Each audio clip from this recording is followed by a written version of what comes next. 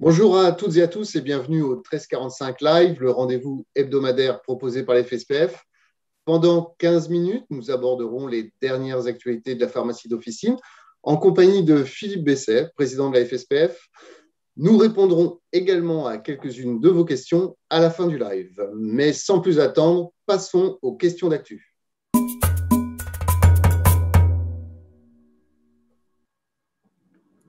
Bonjour Philippe. Bonjour. Alors la grogne monte chez les étudiants au sujet de la réforme d'entrée dans les études de santé. Alors je voulais avoir votre avis sur la question. Alors, vient de passer aujourd'hui au journal officiel, enfin, le texte réglementaire qui fixe le nombre d'étudiants qui vont pouvoir avoir le concours au travers de la PACES. Peut-être vous le savez, mais enfin, en tout cas, ça a été très expliqué l'année dernière. Il y a une réforme des premières années des études de pharmacie, médecine. Concentrons-nous sur pharmacie, c'est notre sujet. Et effectivement, cette année cohabitent pour la dernière fois des redoublants de l'année dernière de la PACES qui vont refaire, qui ont la possibilité d'avoir le concours pour passer en deuxième année de pharma, et la nouvelle méthode avec donc l'année PASS, qui est une première année d'études de santé dans laquelle les étudiants sont amenés à choisir une matière mineure d'une autre matière, droit, maths, chimie, voilà, ce qu'ils veulent. Et si jamais, au bout de cette année PASS, ils ont l'occasion de faire pharma, donc ils passent le concours de pharma. S'ils n'ont pas le concours de pharma, ils ont la possibilité d'aller dans deuxième année de licence de leur mineur, donc en deuxième année de droit, par exemple, et ensuite en troisième année de licence de droit. Et ils ont encore une chance, soit en deuxième année, soit en troisième année, de passer l'examen de pharmacie. Donc il reste deux chances. Et l'AS, qui est la dernière filière, qui permet d'être en droit, par exemple, et d'avoir une matière mineure santé, l'AS, qui permet également, 2 fois pendant les années de licence, de passer le concours de pharma et de rentrer donc en deuxième année de pharmacie. Donc cette année exceptionnelle, elle est pour plein de raisons exceptionnelles. D'abord, c'est la seule année où va cohabiter le concours de PACES avec la nouvelle méthode, la nouvelle réforme, et c'était une année Covid où les étudiants ont été très peu à l'université. Moi, je pense que le gouvernement n'a pas mis assez de moyens, franchement, pour informer tout le monde de ce dispositif qui est quand même assez complexe, et notamment a véritablement trop tardé pour dire combien il y avait de places disponibles, puisque la PACES, la dernière PACES, c'était un nombre de places nationales, et PASS et LAS, ce sont des nombres de places définis par chaque université en fonction des possibilités de chaque université. Bref, mais c'est normal que les parents, que des étudiants, que les étudiants de première année aient un fort mécontentement parce qu'ils ont été laissés sans information pendant trop longtemps. Bon, j'espère que ça va se régler maintenant. Cette réforme va dans le bon sens et permettra dans les années à venir qu'il n'y ait plus tous ces échecs à la fin de la première année de concours de médecine et pharma qui laissaient les jeunes avec un niveau bac. Donc cette réforme, elle va dans le bon sens. Mais je suis d'accord avec les parents. C'était véritablement... elle a été mal faite cette année et c'est une cata pour les jeunes. Donc moi, j'appuie totalement le mécontentement donc des parents. Beaucoup sont remontés auprès de nos syndicats départementaux pour nous donner ce message. Je l'ai communiqué bien sûr au ministre et c'est important de le dire, je pense, aujourd'hui où vient de se régler donc l'information qui manquait, qui est le nombre de places en PACES, et c'est passé au JO ce matin. D'accord. Alors la formation des préparateurs va également évoluer à la rentrée prochaine.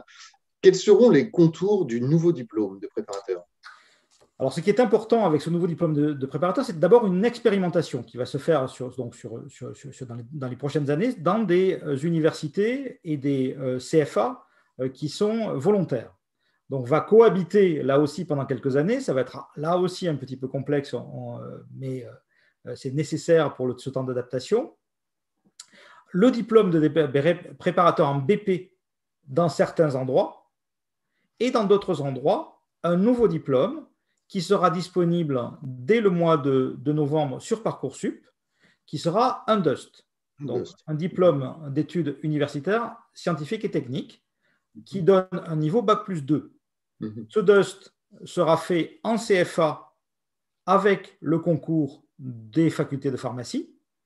Et donc, ça règle en fait un problème où nous avions des professionnels de santé dans les officines qui entraient en formation avec un niveau bac et qui se retrouvaient au bout de 2 ans toujours avec un niveau bac. Là, les jeunes vont partir avec un niveau bac et arriveront avec un niveau Bac+2. C'est la première partie de la réforme. Nous avons 1 an pour construire, pour certains d'entre eux, donc ce niveau DUST a vocation, si ça marche, à remplacer le BP dans 2 ou 3 ans. D'accord. Dans 2 ou 3 ans, il n'y aura plus de BP, il y aura un DUST qui formera les nouveaux préparateurs. Ceux qui sont en poste auront une possibilité de validation des acquis de l'expérience qu'il faut qu'on construise en même temps. D'accord. Donc ça commence par une expérimentation, c'est ça, hein? Ça commence par une expérimentation dans quelques facs, mais on a l'espoir d'une généralisation de ce DUST. Et enfin, nous avons également, donc là pour le coup, donc ce nouveau préparateur ou technicien de pharmacie serait donc dans les années à venir aurait un DUST dans nos équipes. Et certains d'entre eux pourraient aller plus loin et faire une 3e année dans une licence professionnelle qui serait, appelons-le, un préparateur en pratique avancée, avec un concours métier à définir, avec un contour des métiers plutôt à définir, éventuellement de nouvelles actions à développer là-dessus. Et ça, nous avons 1 an pour le mettre en place, de telle manière à ce que l'expérimentation se poursuive pour certains des étudiants du DUST qui voudront faire donc ce nouveau métier en officine qui serait préparateur en pratique avancée. D'accord, très bien. Alors, autre sujet maintenant, au lendemain des résultats aux élections aux URPS, vous aviez indiqué que vous alliez proposer à votre conseil d'administration de s'opposer à la tacite reconduction de la convention pharmaceutique qui arrive à échéance en 2022. Alors, ce conseil d'administration s'est réuni le 5 mai, mercredi. Qu'a-t-il décidé ?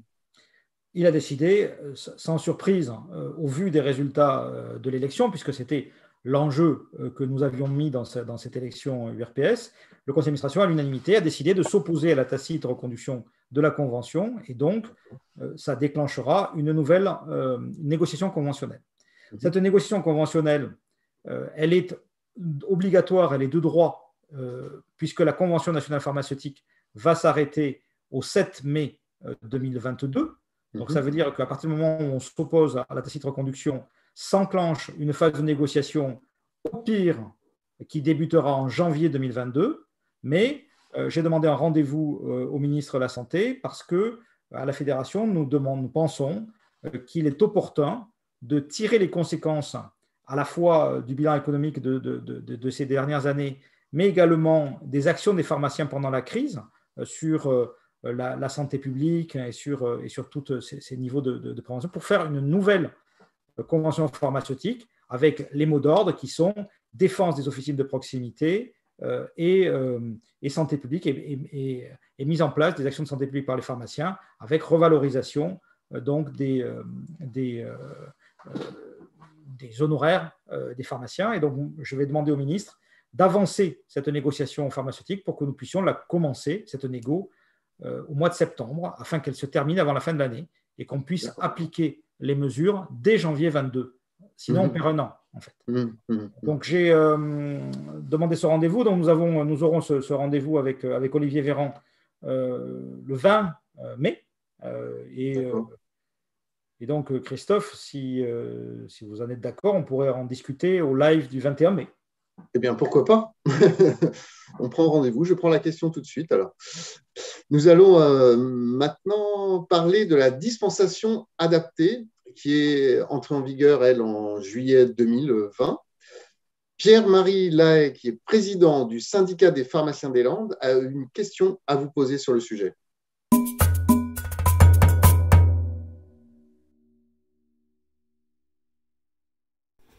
Bonjour Philippe, bonjour à tous, je suis Pierre-Marie Lahaye, je m'occupe de la Chambre syndicale des pharmaciens des Landes. Je voudrais poser une question concernant la dispensation adaptée. Donc sur le département des Landes, cette dispensation c'est environ 2 euros par pharmacie et par mois. Je voudrais savoir quel est le bilan au niveau national et est-ce que tu penses Philippe que les pharmaciens doivent continuer à s'engager dans ce dispositif? Je te remercie. Alors, Oui, vous avez entendu la question, je vous la reformule. Hein. Quel est le bilan au niveau national de la dispensation adaptée? Alors, cette dispensation adaptée, on va bien sûr en faire le bilan au bout d'un an, puisque l'idée dans cet avenant que la FSPF n'a pas signé, et je vais vous expliquer pourquoi elle ne l'a pas signé, c'était de faire donc au bout de 12 mois le bilan de cette dispensation. On rappelle ce que c'est. Hein. Le pharmacien doit tarifer un code acte DAD qui est tarifé à 10 centimes d'euros dès lors qu'il dispense moins de conditionnement que ce qui est prescrit sur l'ordonnance pour une liste de médicaments qui sont les médicaments de pathologie type la douleur, type les gastro-entérites, type enfin, plein de classes de médicaments qui rentrent dans l'avenant. Ce que nous avons dit au moment de la négociation, c'est que les pharmaciens faisaient déjà ce travail-là de façon naturelle, c'est-à-dire de vérifier s'il y avait des médicaments en plus ou en moins, enfin des médicaments qui étaient déjà dans l'armoire pharmacie qui faisaient que les gens n'en avaient pas besoin, et que donc on le faisait déjà ce travail-là. On pouvait, évidemment, c'est une bonne idée de le tracer, mais par contre, le système de rémunération qui était mis en œuvre était complètement stupide, puisqu'en fait, il s'agissait de regrouper au niveau national le nombre de boîtes vendues de l'année que nous allons terminer dans 2 mois pour le comparer à l'année 2019-2020. Et en gros, si collectivement on avait vendu moins de boîtes, on estimait que c'était grâce aux pharmaciens, et donc on divisait une partie du gain avec un calcul de ROSP pire que celui des génériques divisé par le nombre d'officines. Et donc on disait ce calcul c'est n'importe quoi parce que en fait il est lié au marché. Il suffisait à l'époque on disait s'il suffisait qu'il y ait une pathologie pour que même si les pharmaciens en fait font des dispensations adaptées, ils ne gagnent rien du tout par rapport à leur acte. Et en revanche, à l'effet inverse, si jamais il n'y a pas du tout de pathologie, ils vont gagner beaucoup, alors qu'en fait, ils n'auront pas fait le travail. Donc, moi, nous, on dit qu'il faut qu'on soit payé pour ce qu'on fait, et pas pour de quelque chose qui n'est pas de notre ressort, qui est le marché, qui est l'évolution du marché. Mais quand même, on avait dit dès le départ aux gens, côté DAD, parce que le code traceur, de toute façon, il était important de le dire pour signaler qu'on faisait les actes. Donc, vous regardez notre communication. Mon appel d'aujourd'hui à tous les pharmaciens, c'est que dans les 2 mois à venir, il faut impérativement que vous cotiez DAD, d'une part, toujours pour la raison initiale qui est d'avoir les actes, mais surtout parce que, malheureusement pour l'assurance maladie, qui ne nous avait pas écoutés à l'époque, mais malheureusement pour eux, le Covid a fait chuter de façon faramineuse le nombre de boîtes des médicaments qui sont dans ces classes thérapeutiques, la douleur, la diarrhée, etc. Donc on a vendu genre de 30 à 60% suivant les classes de moins de boîtes.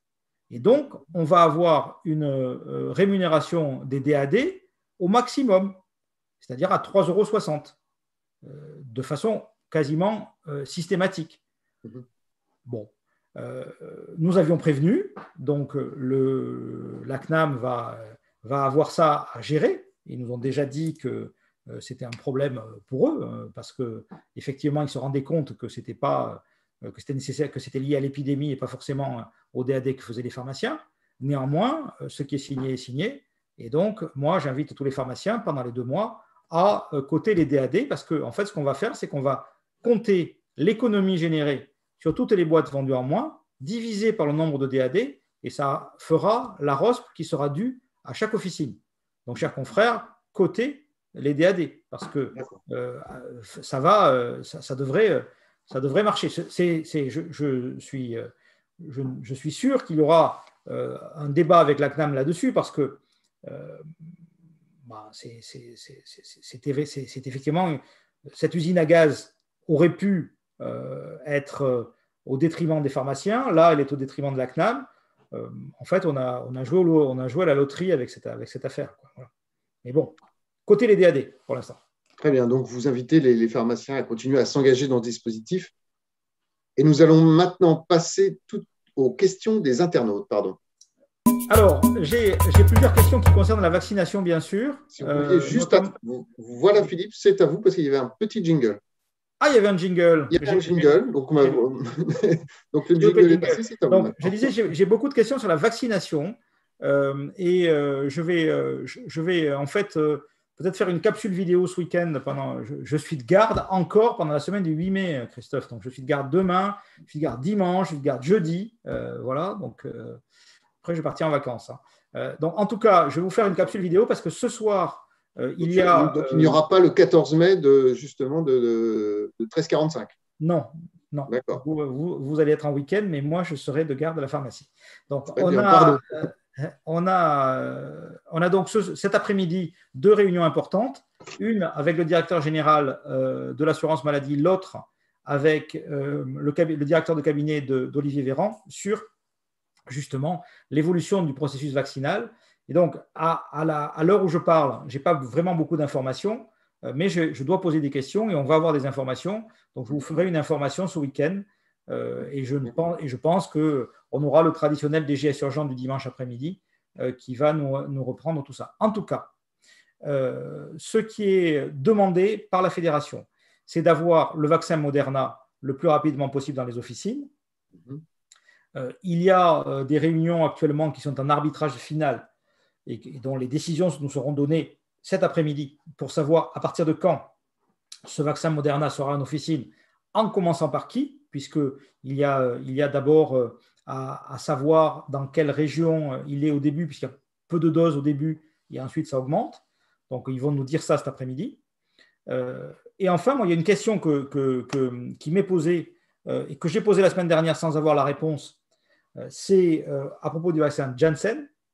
Le vaccin je l'avais dit la semaine dernière, je le redis pour que ce soit clair.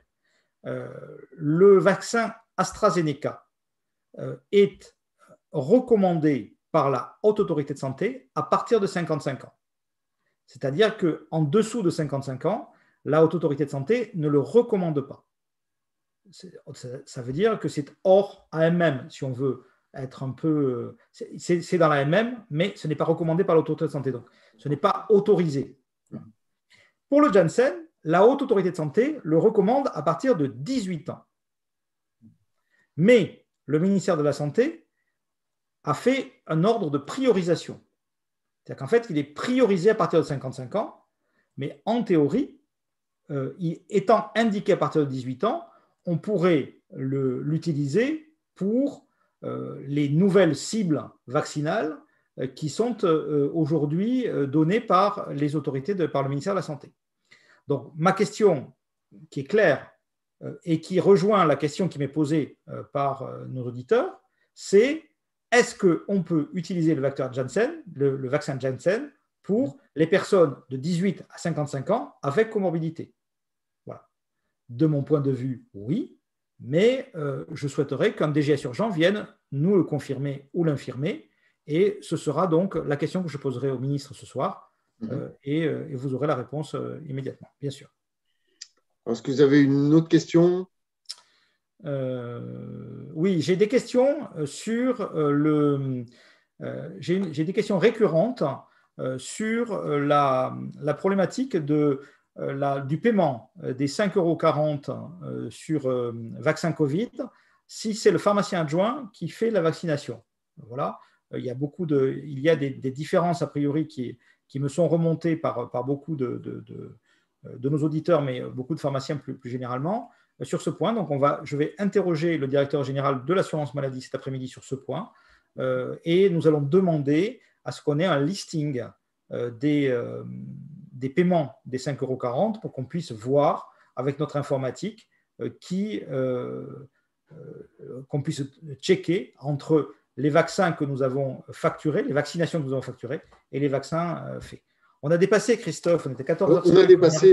On a dépassé, mais comme on n'a pas de rendez-vous la semaine prochaine, vous pouvez continuer un petit peu. Eh bien, donc, c'est la fin de ce 1345 Live. Merci Philippe Besset. Merci à Pierre-Marie Lahaye pour la question vidéo. Je vous donne rendez-vous, donc non pas la semaine prochaine, mais le 21 mai, toujours à 13h45 pour un nouveau tour d'horizon de l'actualité pharmaceutique. En attendant, je vous souhaite une bonne fin de journée à toutes et à tous. Bon week-end. Au revoir.